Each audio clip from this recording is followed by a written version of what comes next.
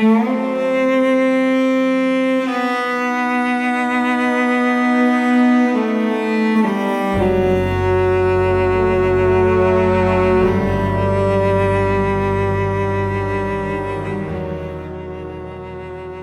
College के आखिरी दिन सभी की आंखों में आंसू थे। बिछड़ने से पहले के आखिरी पल एक दूसरे को जी भर के देखना चाहते थे। स्नेहा और प्रिया कॉलेज के पहले दिन ही एक दूसरे की सखी बन चुकी थी और कॉलेज के 5 सालों में ऐसा कोई दिन नहीं आया जब उनके मन में एक दूसरे के प्रति कोई वैमनस्य पैदा हुआ हो। साथ रहना, साथ खाना और सोना, वे एक दूसरे को अच्छी तरह समझ चुके थे। प्रिया की उड़ान सीमित थी, लेकिन स्नेहा निडर और खुले आसमान में अनंत तक उड़ना चाहती थी। दोनों एक दूसरे का हाथ पकड़कर कॉलेज के बाहर आ गई तो प्रिया ने कहा, चलो ना, कहीं कुछ देर और बैठते हैं। आज के बाद पता नहीं मिलना हो भी या ना हो। स्नेहा ने कहा, हाँ, मैं भी यही सोच रही थी। चलो वो अपना आम का पेड़ जहाँ हम रोज़ाना बैठा करते थे, क्यों ना आखिरी विदाई उस पेड़ की शीतल छाँव से ले। हाँ चलो, प्रिया ने कहा। इस पेड़ के नीचे पता नहीं कितनी दोपहर हम दोनों ने बिताई है। तो स्नेहा ने कहा, देखना प्रिया, कभी मौका मिला तो एक बार इस पेड़ की छाँव में ज़रूर बैठेंगे। प्रिया बोली, हाँ स्नेहा, देखना सब कुछ बदल जाएगा, लेकिन ये पेड़ शायद हमें इसी हालत में अकेला यही मिलेगा। स्नेहा बोली, अकेला क्यों? आज हम जा रहे हैं, कल कोई और आ जाएगा, वो बैठेगा। ये तो हमारा भ्रम है कि मेरे बिना तुम या तुम्हारे बिना मैं अकेली रह जाऊंगी। प्रिया ने कहा, हाँ मैं जानती हूँ तुझे। स्नेहा बोली, तेरी तो शादी तय हो चुकी है, जाते ही तेरी शादी हो जाएगी, बच्चे, पति और बच्चों की शादी, परिवार में तू खो जाएगी। तेरी पहचान बस एक घर की बहू, सास या दादी से ज़्यादा आगे आने वाली नहीं। पर मेरी उड़ान तो आसमान से ऊपर होगी, उन सितारों तक जिन्हें तुम सिर्फ देख सकती हो, वहाँ तक पहुँच नहीं सकती। पर मैं तुमसे वादा करती हूँ, तेरी स्नेहा उन तारों को छू कर दिखाएगी। प्रिया और स्नेहा दोनों की मंजिल अब अलग थी। प्रिया के दिमाग में स्नेहा की वो बातें बार बार आ रही थी, तू तारों को देख सकती है पर छू नहीं सकती। प्रिया मन ही मन सोच रही थी कि स्नेहा और मुझ में क्या फ़र्क है कि वो स्वच्छंद उड़ना चाहती है और मैं घर गृहस्थी, शादी, इन सब में उलझती जा रही हूँ। मैं क्यों नहीं अपनी इच्छा से जी सकती? मेरे ऊपर ही परिवार व समाज के बंधन क्यों? मैं भी अपनी मर्जी से जीना चाहती हूँ, पर इन बंधनों से क्या मैं निकल पाऊंगी? मेरे अंदर इतनी हिम्मत है? प्रिया रास्ते भर यही सोचती रही। घर पहुंचने के बाद प्रिया उदास रहने लगी। एक दिन प्रिया की माँ ने पूछ ही लिया, बेटा क्या बात है? जब से कॉलेज से आई हो तुम्हारे चेहरे पर हंसी नहीं देखी। प्रिया बोली, कुछ नहीं माँ। प्रिया ने बड़ी उदासी के साथ जवाब दिया। पर माँ ने कहा, कहीं तुम्हें अपने कॉलेज के दोस्तों की याद तो नहीं आती? प्रिया बोली, हाँ आती तो है, पर वो हमेशा तो साथ नहीं रह सकती। माँ बोली, कोई बात नहीं बेटा, बस थोड़े दिन की तो बात है, तुम्हारी शादी हो जाएगी और फिर हमेशा तुम्हारे साथ रहने वाला तुम्हारा साथी मिल जाएगा। शादी शादी शादी, जब से आई हूँ मैं ये शब्द सुन सुन के तंग आ गई हूँ। अचानक कम बोलने वाली प्रिया चीख पड़ी, शादी से आगे तो तुम सोच ही नहीं सकते। मेरी भी कुछ इच्छाएं हैं, मैं भी कुछ करना चाहती हूँ। तुम ये क्यों भूल जाते हो कि मैं भी एक इंसान हूँ, कोई मशीन नहीं जो तुम्हारी जब इच्छा हो मुझसे वो करवा लो। माँ ने कहा, गांव में 18 वर्ष में शादी कर देते हैं, तू तो पूरे 22 वर्ष की हो गई। तेरे पिता ने कॉलेज करा दिया, ये क्या कम है? तेरी उम्र की लड़कियों पर 2-2 बच्चे भी हैं। शादी न करें तो गांव वालों के ताने सुने। क्या करें, हमें समाज में रहना है तो समाज के साथ चलना ही होगा। कोई ऊंच नीच हो गई तो ये गांव वाले ताने दे देकर मार देंगे। प्रिया बोली।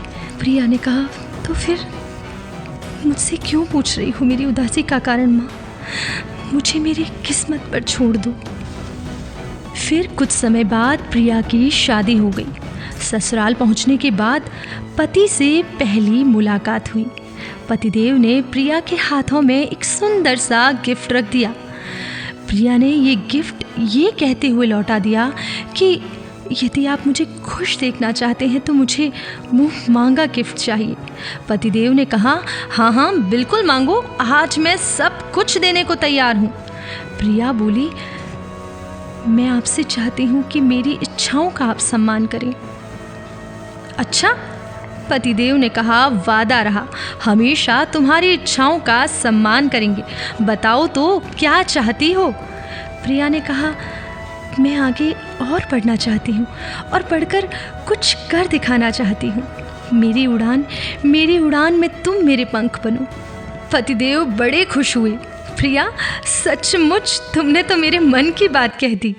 मैं यही चाहता था कि मुझे ऐसा जीवन साथी मिले जो मुझसे कुछ मांगे और उसकी कुछ इच्छाएं भी हो जिन्हें मैं पूरा करूं। प्रिया, कल लॉ कॉलेज में एडमिशन शुरू हो रहे हैं। सुबह कॉलेज चलेंगे, तुम लॉ कर लो, वकील या जज बनना। पतिदेव की बातों ने प्रिया को हौसला दिया, पंख दिए, मानो अंधेरे में किसी ने रोशनी कर दी हो। प्रिया के लॉ का आज रिजल्ट आने वाला था। पतिदेव का फ़ोन आया। प्रिया, तुमने कॉलेज में टॉप किया है प्रिया। प्रिया ये शब्द सुनकर एक पल के लिए तो खुद को भूलकर स्नेहा की कही बात याद करने लगी।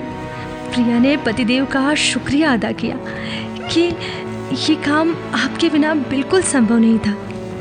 पतिदेव बोले, ये मंजिल नहीं, एक ठहराव है, अभी और आगे बढ़ना है।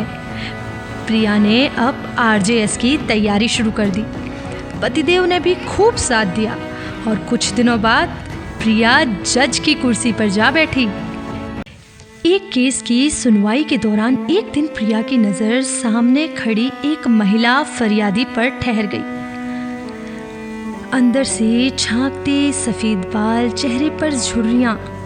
फाइल में नाम तो वही है, ये स्नेहा नहीं हो सकती। उसकी उड़ान तो बहुत ऊंची थी। वो तो मेरे से कहीं ज़्यादा हौसले वाली थी। वो तो कहीं आसमान में उड़ रही होगी। पर मन नहीं मान रहा था। ये सोचकर कलेजा मुंह को आ रहा था कि कहीं ये स्नेहा मेरी सखी हुई तो मैं तो किसी तरह से अपने आंसुओं को रोका और कुर्सी से उठकर अपने चैम्बर में चली गई। वो स्नेहा को अंदर बुलाना चाह रही थी पर हिम्मत नहीं हो रही थी।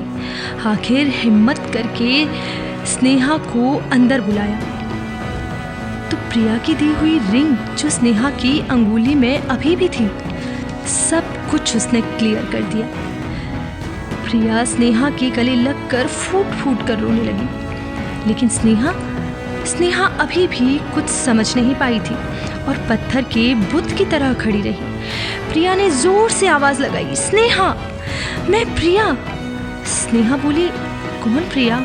मैं नहीं जानती। अरे, तुम्हारी सखी?